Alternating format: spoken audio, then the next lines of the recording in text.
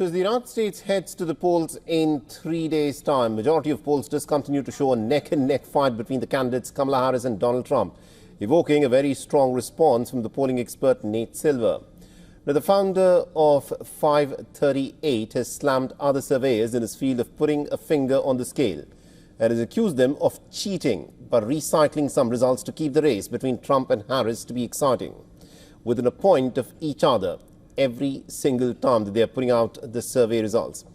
Now, in his podcast, Nate Silver said that the numbers simply are not adding up and they cannot be exactly 1-point leads when you are sampling 800 people or dozens of surveys.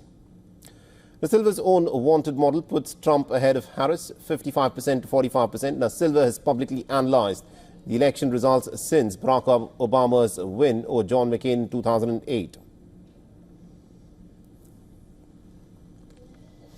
Now, Harris has a single-digit lead over Trump in 3 of the most recent national polls. Now, Harris is up 49% to 48% for Trump in the Harris x Forbes poll of the likely voters that was released on Thursday. Now, in the Economist YouGov poll that was published on Wednesday, Harris leads by 49% to 47% for Trump. And Trump also trails Harris by 43% to 44% in the Reuters Ipsos poll that was published last Tuesday. Amidst the looming uncertainty, the governor of Washington state yesterday announced that he was in fact activating some members of the National Guard to be on standby after information and concerns regarding potential violence related to the 2024 elections.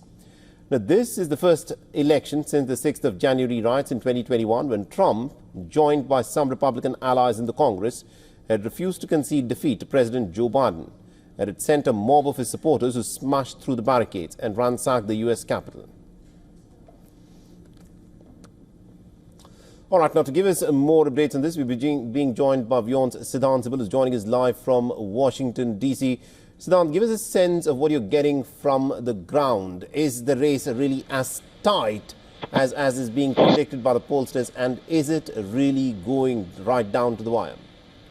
Well, 2 things, Mohammed. First up is the neck-on-neck of the race in terms of both sides almost at equal when it comes to the ratings and on-ground position. It looks like it is now up to the swing states to decide as to who will be the president. We know that both the presidential candidates have been putting up their entire energy in terms of rallies in these swing states. The second, of course, is the atmosphere. I have been here on ground for last few hours now, and essentially there is a sense of division in the society. Also, a sense that one needs to be safe. Many people have told me to be safe on the ground. This is perhaps what could happen in terms of the situation. Will there be a security situation? Is something that is on top of the mind of many people. Many people are right now worried about that. In fact, when I am speaking outside here, I have been warned not to stand outside on the road like this because of the security situation on the ground. So there is a big worry regarding the security. Right, interesting. And also, Siddhant, you've been talking to a lot of the people there in the United States. Give us a sense of what the people actually could be voting for. Are these domestic issues that dominate American politics?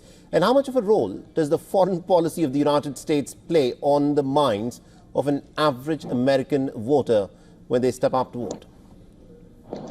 Well, Mohammed, there are several issues when it comes to the situation on the ground, whether it is immigration, whether it is abortion, whether it is unemployment, and of course the foreign policy issue as well.